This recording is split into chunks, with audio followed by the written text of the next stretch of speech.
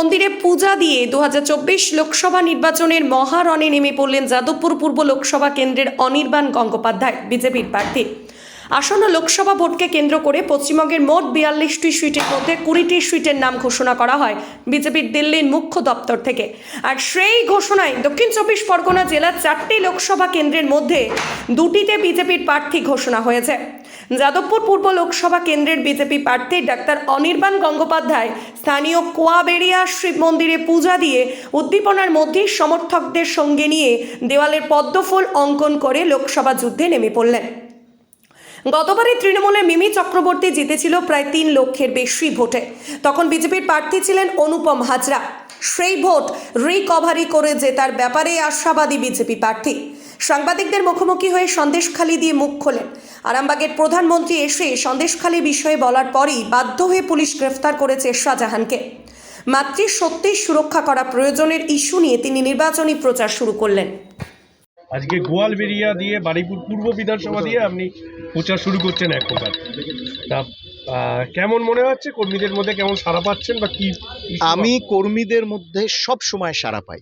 মানে এই এমন একটি দল যে একেবারে প্রতিকূল পরিস্থিতির মধ্যেও কিন্তু আমাদের কর্মীরা দলের পতাকা, দলের আদর্শ এবং দলের যে প্রোগ্রাম, সেই প্রোগ্রাম নিয়ে তারা মানুষের কাছে পৌঁছে যায়। এবং প্রধানমন্ত্রী নরেন্দ্র মোদীজি এখন যে ডাক দিয়েছেন 400 এবং 370, ভারতীয় জনতা পার্টি এনডিএ 400, এবং এটা নতুন উচ্ছ্বাস আমাদের কর্মীদের মধ্যে।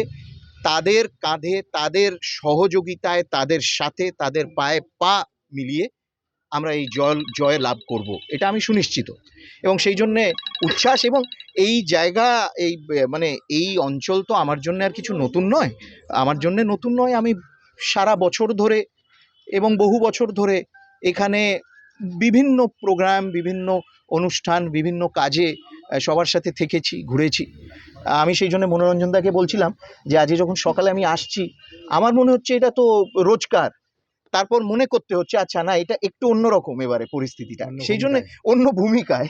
কিন্তু আমি এখানে অনেক ভালোবাসা পেয়েছি এবং আমি এখানে আমাদের কর্মী সমর্থকদের থেকে প্রচুর সহযোগিতা পেয়েছি এবং আমার এখানে আসতে ভালো লাগে সব সময়। দাদা, এখনো তো নির্বাচনের দিনক্ষণ ঘোষণা হয়নি, সেই জায়গায় এত আগে থেকে আর কি প্রায় শুরু করে দিয়েছেন, কতটা অ্যাডভান্টেজ পাবেন বলে? না, এটা অ্যাডভান্টেজের কথা না। আমরা 365 দিন কাজ করি। কিছু দল তারা নির্বাচনের সময় জেগে ওঠে, বাকি সময় তারা ঘুমিয়ে থাকে এবং কাঠি দেয়। আমরা 365 দিন মানুষের পাশে থাকি, আমাদের দলীয় কর্মসূচি আমরা পালন করি, জনসংযোগ করি। এবং একটি মাত্র দল এই ভারতীয় জনতা পার্টি, যার কর্মীরা সারা বছর ধরে বিভিন্ন ধরনের কর্মসূচি তারা পালন করছে এবং মানুষের সাথে থাকা, জনসংযোগ। এই রাজ্যে বিরোধী পক্ষে থেকেও আমাদের জনসমর্থন মানুষের মনে গত 3 বছরে যে ধরনের জায়গা আমরা করতে পেরেছি, এটা কিন্তু অসাধারণ। এটা অন্য কোনো দল করতে পারেনি। সেই জন্য অ্যাডভান্টেজের বিষয় না।